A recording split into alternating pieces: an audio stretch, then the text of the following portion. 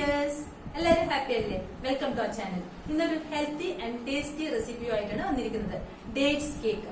നമ്മുടെ ഒരു പ്ലം കേക്കിന്റെ ടേസ്റ്റ് ഒക്കെ ഉണ്ട് അതിന്. ഇതിന്റെ ഒരു പ്രത്യേകത എന്ന് പറയുന്നത് ഇതൊരു എഗ്ലെസ് കേക്കാണ്. മുട്ട ഉപയോഗിച്ചിട്ടില്ല ഈ കേക്ക് ഉണ്ടാക്കുമ്പോൾ. ചിലർ കേക്ക് കഴിക്കാത്തത് മുട്ടയുള്ളത് കൊണ്ടാണ്. അപ്പൊ ഈ കേക്ക് എല്ലാവർക്കും കഴിക്കാം. ഇന്നത്തെ കേക്ക് നമുക്ക് സ്റ്റീം ചെയ്തും ഉണ്ടാക്കാം. ഞാൻ ഈ കേക്ക് ആദ്യത്തെ പ്രാവശ്യം ഉണ്ടാക്കിയപ്പോൾ പാതി ബാറ്റർ എടുത്ത് ബേക്ക് ചെയ്തു, ബാക്കി പാതി എടുത്ത് സ്റ്റീം ചെയ്തു. രണ്ടും വളരെ പെർഫെക്റ്റ് ആയി തന്നെ കിട്ടി. സ്റ്റീം ചെയ്തത് ഇഡലി പാത്രത്തിലാണ്. ഇഡലി പാത്രത്തിൽ കുറച്ച് അധികം വെള്ളം ഒഴിച്ച് അതിലൊരു തട്ടിട്ടു. എന്നിട്ട് വെള്ളം നല്ലപോലെ തിളച്ചപ്പോ നമ്മുടെ കേക്ക് ടിന്ന് ബാറ്ററോടുകൂടെ ഇറക്കി വെച്ചു. പിന്നെ ഒരു കാര്യം, കേക്ക് ടിന്ന് ഒരു അലുമിനിയം ഫോയിൽ അല്ലെങ്കിൽ വാഴയുടെ ഇല കൊണ്ട് മൂടി വെക്കണം. അല്ലെങ്കിൽ സ്റ്റീമിന്റെ വെള്ളം ഒഴിച്ച് നമ്മുടെ കേക്ക് കേടുവരും. അങ്ങനെ അത് വെച്ച് ഒന്ന് ആവി വന്ന ശേഷം ലോ ഫ്ലെയിമിലേക്ക് ഇട്ട് ഏകദേശം 1 മണിക്കൂർ ആയപ്പോഴേക്കും നമ്മുടെ കേക്ക് റെഡിയായി. ഒന്ന് തുപ്പിക്ക് വെച്ച് കുത്തി നോക്കി വേണം കൊടുക്കാൻ. ഒരു കാര്യം കൂടെ ശ്രദ്ധിക്കണം, കേക്ക് ടിന്നിലേക്ക് ബാറ്റർ ഒഴിക്കുമ്പോൾ ഒരു 1/4 ഭാഗമൊക്കെ ഒഴിച്ചാൽ മതി. അതിന് ഒന്ന് പൊന്തി വരാനുള്ള സ്പേസ് കൊടുക്കണം. അപ്പൊ നമുക്ക് ഇന്നത്തെ വീഡിയോയിലേക്ക് കിടക്കാം. ഇതാണ് നമ്മുടെ ഡേറ്റ്സ് കേക്ക്. മോയ്സ്റ്റ് ആണ്, സോഫ്റ്റ് ആണ്, സ്പോഞ്ചി ആണ്. ഇതിൻ്റെ ടെക്സ്ചർ നോക്കൂ, ശരിക്കും പ്ലം കേക്ക് പോലെയില്ലേ? അടിപൊളി ടേസ്റ്റും ആണ്. ഇതെങ്ങനെ ഉണ്ടാക്കുന്നത് നമുക്ക് നോക്കാം. 1/2 ടീസ്പൂൺ ഗ്രാമ്പൂ പൊടിയും 1/2 ടീസ്പൂൺ കറുവാപ്പട്ട പൊടിയുമാണ് ഇതിനാവശ്യം. ഞാനപ്പോൾ അത് ഒന്നിച്ചിട്ട് പൊടിക്കാമെന്ന് വിചാരിക്കുന്നു. കുറച്ച് പഞ്ചസാര കൂടി ഇട്ടാലേ അത് പൊടിഞ്ഞ് കിട്ടുകയുള്ളൂ. ഇതൊരു 1/4 കിലോ ഡേറ്റ്സ് ആണ്. ഇത് ചെറിയ പീസായി മുറിക്കുക, കുരു കളയണം. ഇത് കുക്ക് ചെയ്താണ് നമ്മൾ ഉപയോഗിക്കുന്നത്. ഇതിൻ്റെ നെട്ടി ഭാഗവും എടുത്ത് കളയണം. അതിനുശേഷം വേണം മുറിക്കാൻ. അങ്ങനെ ഈ 1/4 കിലോ ഡേറ്റ്സും നമ്മൾ മുറിച്ചെടുക്കണം. ഇതിനൊരു കടായിലേക്ക് ഇട്ട ശേഷം 1 കപ്പ് പഞ്ചസാര, 2 കപ്പ് വെള്ളം, നേരത്തെ പൊടിച്ചു വെച്ച ഗ്രാമ്പൂ പട്ടപ്പൊടി, 1/4 ടീസ്പൂൺ ഉപ്പ്, 1/2 കപ്പ് സൺഫ്ലവർ ഓയിൽ കൂടി ഇട്ട് നല്ലപോലെ ഒന്ന് മിക്സ് ചെയ്യുക.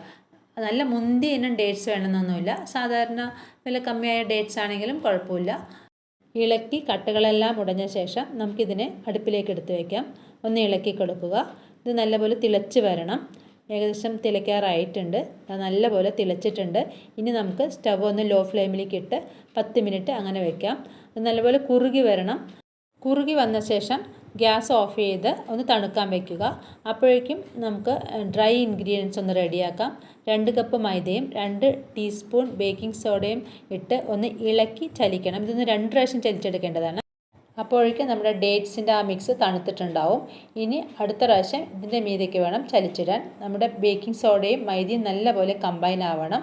ഇതിലേക്ക് ചലിച്ചിട്ട ശേഷം നമുക്ക് ഫോൾഡ് ചെയ്ത് ഇളക്കാം. ആദ്യം കട്ടയായിട്ട് ഫീൽ ചെയ്യും, തുടരെ ഇളക്കുക. അപ്പോൾ കറക്റ്റായി വരും. ഇപ്പോൾ കട്ടയായി ഫീൽ ചെയ്യുന്നുണ്ട്. ഇളക്കിക്കൊണ്ടേയിരിക്കുക. കുറച്ച് ലൂസായി വരുന്നുണ്ട്. ഒരു കാര്യം പ്രത്യേകം ശ്രദ്ധിക്കണം, കേക്ക് ഉണ്ടാക്കാൻ ഉപയോഗിക്കുന്ന എല്ലാ ഇൻഗ്രീഡിയൻസും റൂം ടെമ്പറേച്ചറിലായിരിക്കണം. ഇതിലേക്ക് 1 ടേബിൾ സ്പൂൺ നാരങ്ങ നീരൊഴിച്ച് ഒന്നുകൂടി ഫോൾഡ് ചെയ്ത് മിക്സ് ചെയ്യുക. ഓവർ മിക്സ് ചെയ്യരുത്. ഓവർ മിക്സ് ചെയ്ത് നമ്മുടെ കേക്കിൻ്റെ ടെക്സ്ചറേ മാറും. നോക്കൂ, ഇത് നല്ലപോലെ പതഞ്ഞ് വരുന്നുണ്ട്. ആവശ്യത്തിന് മാത്രം മിക്സ് ചെയ്ത ശേഷം നമുക്കിതിനെ ഒരു കേക്ക് ടിന്നിലേക്ക് ഒഴിച്ചു കൊടുക്കാം. നോക്കൂ, ഇതിന് സാധാരണ ബാറ്റർ പോലെ റിബൺ കൺസിസ്റ്റൻസി അല്ല. ഓരോ കേക്കിനും ഓരോ പോലെ ഇരിക്കും.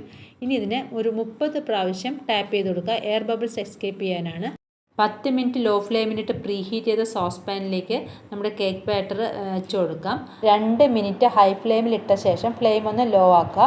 1.5 മണിക്കൂറിന് ശേഷം ഒരു സ്ക്രൂ അല്ലെങ്കിൽ പപ്പടക്കോൽ വെച്ചൊന്ന് കുത്തി നോക്കാം. സ്ക്രൂ ക്ലീനായി വരുന്നുണ്ടെങ്കിൽ നമ്മുടെ കേക്ക് റെഡിയായി എന്നാണ് അർത്ഥം. നമ്മുടെ കേക്ക് റെഡി ആയിട്ടില്ലെങ്കിൽ ഒരു 5 മിനിറ്റ് കൂടെ ലോ ഫ്ലെയിമിൽ വെക്കാം. ഇവിടെ ലോ ഫ്ലെയിമിൽ വളരെ ലോ ആണ്.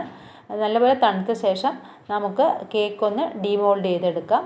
പെർഫെക്റ്റായി കിട്ടിയിട്ടുണ്ട്. ഇത്തിരി വലുപ്പം കൂടുതലാണ്. ഇതിനു മുൻപ് ഞാൻ കേക്ക് ഉണ്ടാക്കിയപ്പോൾ 2 കേക്കായാണ് ചെയ്തത്. ഒരു കേക്ക് സ്റ്റീമിൽ ബേക്ക് ചെയ്തു, ഒന്ന് ഇങ്ങനെയും ബേക്ക് ചെയ്തു. നോക്കൂ, എത്ര പെർഫെക്റ്റ് ആയിട്ടാണ് നമ്മുടെ കേക്ക് കിട്ടിയിരിക്കുന്നത്.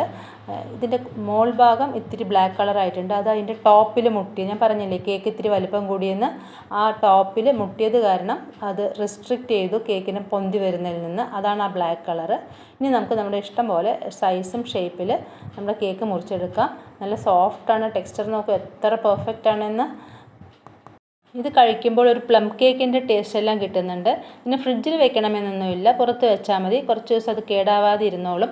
കേക്ക് ഉണ്ടാക്കിയാൽ നെക്സ്റ്റ് ഡേ കഴിക്കാനാണ് അത് ടേസ്റ്റ്.